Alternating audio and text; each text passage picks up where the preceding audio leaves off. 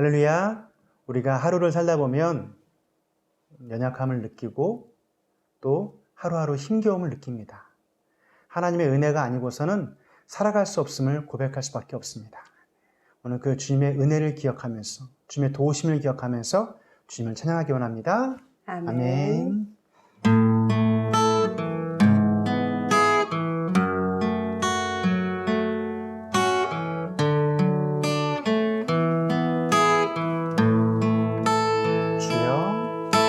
주여 우린 연약합니다. 우린 오늘을 힘겨워합니다. 주 뜻 이루며 살기엔 부족합니다. 우린 연약합니다. 주여 우린 넘어집니다. 주여 우린 넘어집니다. 오늘 하루 또 실수합니다. 주의 긍휼을 구하는 죄인입니다. 우리 주만 바라봅니다. 한없는 주님의 은혜 온 세상 위에 넘칩니다. 가릴 수 없는 주 영광 온 땅 위에 충만합니다. 주님만 일 길이 오니 아멘. 우린 그 길 따라갑니다. 그날에 우리를 이루신 주로 안전합니다. 한없는 주님의 은혜 온 세상 위에 넘칩니다. 가릴 수 없는 주 영광 온 땅 위에 충만합니다. 주님만 이 길이 오니 우린 그 길 따라갑니다. 그날에 우리 이루신 주로 완전합니다. 그날에 우리 이루신 주로 완전합니다.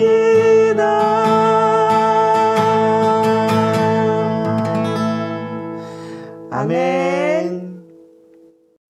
은혜 받으실 말씀은 누가복음 22장 60절에서 62절 말씀입니다. 베드로가 이르되 이 사람아 나는 내가 하는 말을 알지 못하노라고 아직 말하고 있을 때에 닭이 곧 울더라. 주께서 돌이켜 베드로를 보시니 베드로가 주의 말씀 곧 오늘 닭 울기 전에 내가 3번 나를 부인하리라 하심이 생각나서 밖에 나가서 심히 통곡하니라. 아멘. 할렐루야. 본문의 말씀을 가지고 어떻게 살아야 하나 라는 제목으로 은혜의 말씀을 나누고자 합니다. 여러분은 여러분 자신에게 주어진 삶을 어떻게 살고 계신가요? 항상 기쁨과 행복 그리고 감사가 넘치는 삶을 살고 계신가요? 2000년대 초반 경제가 발전하면서 사람들은 잘 먹고 잘 사는 웰빙에 관심이 많았습니다. 또한 최근에는 개인의 일과 생활을 조화롭게 유지하는 워라밸을 추구하고 있습니다. 이처럼 사람들은 각자의 삶에서 기쁨과 즐거움을 소망하며 살아갑니다. 프랑스의 실존주의 철학자 장폴 샤르트르는 삶에 대해 삶이란 B와 D 사이의 C다라고 말했습니다. B는 birth, 출생, D는 death, 죽음, 그리고 C는 choice, 선택입니다. 다시 말해서 출생부터 죽을 때까지 수많은 선택을 하는 것이라고 샤르트르는 말했습니다. 어떤 사람들은 선택을 잘해서 행복한 인생이 되는 반면 또 어떤 사람들은 잘못된 선택으로 불행한 인생이 됩니다. 이처럼 삶 속에서 수많은 선택을 하는 이 시대에 하나님의 자녀는 어떤 선택을 하고 또 어떤 삶을 살아야 할까요? 첫째, 하나님의 자녀는 겸손하게 살아야 합니다.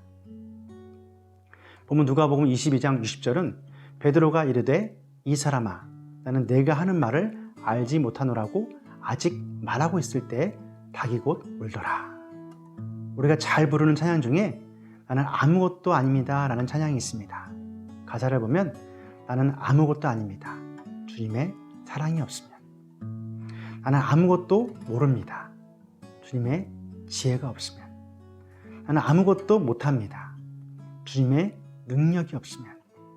나는 한순간도 못 삽니다. 주님의 생명이 없으면.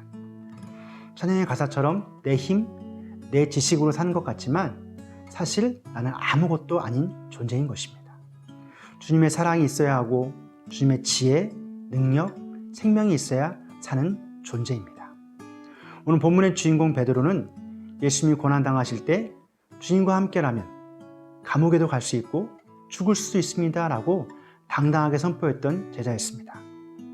하지만 베드로는 막상 예수님이 붙잡히고 자신도 죽을 위기에 처하니까 예수님을 3번 부인하는 실수를 저질렀습니다. 베드로는 자신의 힘으로 모든 것을 감당할 수 있을 줄 알았습니다. 그래서 교만했습니다.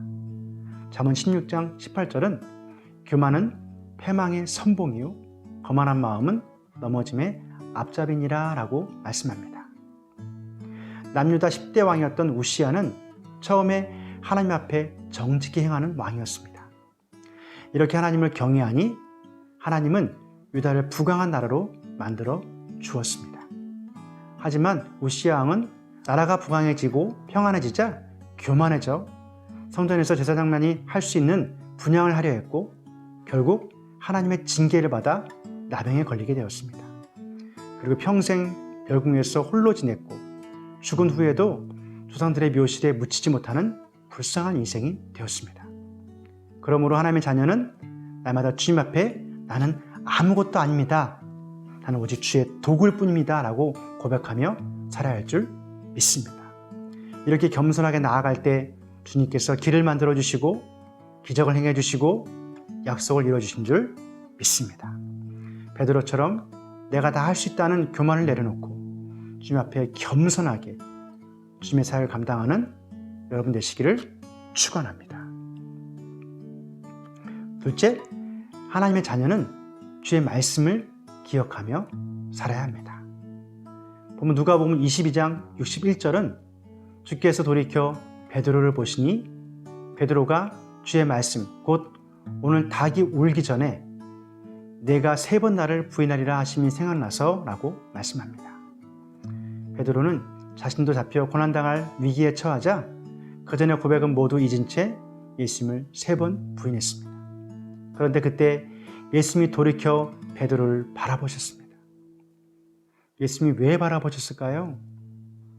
또 바라보시는 그 눈빛은 어땠을까요? 내 그럴 줄 알았다. 이 배신자야. 이렇게 바라보셨을까요? 아닙니다. 예수님의 그 눈빛은 경멸의 눈빛도 분노의 눈빛도 아닌 사랑의 눈빛이었습니다. 네가 실수했지만 괜찮아 라는 위로의 눈빛이었습니다. 예수님의 그 눈빛을 보자마자 베드로는 갑자기 내가 오늘 닭 울기 전에 3번 나를 부인하리라 하는 그 말씀이 생각났습니다. 예수님의 말씀이 기억났다는 것입니다. 할렐루야. 사람이 힘들고 어려울 때 말씀이 생각나는 것이 복인 줄 믿으시기 바랍니다. 사람은 불완전한 존재이기 때문에 실수할 수 있습니다. 그러나 그 상황에서 우리는 세상적인 위로나 방법이 아닌 하나님의 말씀이 생각나야 할 줄 믿습니다. 하나님 말씀이 들어와야 내가 살고 회복할 수 있습니다. 실수와 죄책감으로 인하여 하나님의 말씀이 아닌 마귀의 말이 들어오면 그 인생은 이미 죽은 인생이 되어버리고 마는 것입니다. 가룟 유다를 보십시오. 가룟 유다 역시 예수님을 팔아먹는 배신 행위를 했습니다. 그리고 그 뒤에 마음 깊숙이 죄책감이 들어왔습니다. 그러나 그에게는 예수님의 말씀이 기억나지 않았습니다. 유다는 어떻게 되었습니까? 마태복음 27장 5절에 유다가 은을 성소에 던져놓고 물러가서 스스로 목매어 죽은지라. 결국 스스로 인생을 마감하고 말았습니다. 사랑하는 여러분, 우리가 어떻게 살아야 합니까? 베드로처럼 실수 가운데서도 하나님의 말씀을 기억하며 말씀대로 사는 저 여러분 되시기를 축원합니다. 셋째, 하나님의 자녀는 회개하며 살아야 합니다. 보면 누가복음 22장 62절은 밖으로 나가서 심히 통곡하니라. 유진 피터슨의 메시지 성경은 본문의 말씀을 그는 밖으로 나가서 하염없이 흐느껴 울고 또 울었다라고 표현했습니다. 베드로가 흐느껴 울고 또 울었다는 것은 무엇을 말합니까? 눈물로 회개한 것입니다. 지금까지 살아왔던 교만한 삶을 회개한 것입니다. 이 세상에 완벽한 사람은 없습니다. 사람은 다 실수하고 죄를 짓습니다.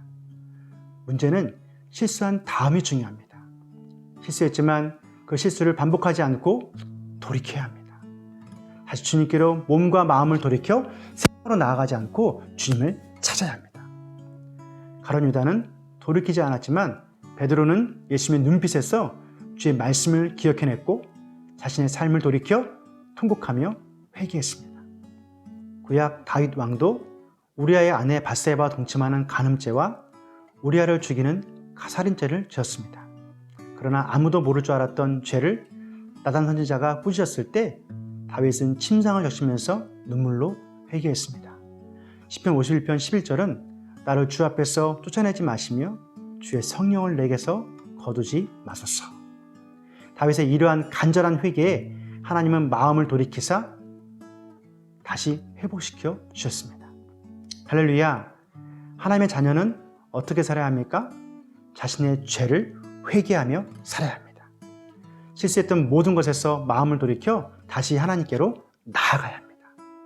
하나님이 계신 곳으로 나아가면 다시 회복이 있습니다. 은혜가 있습니다.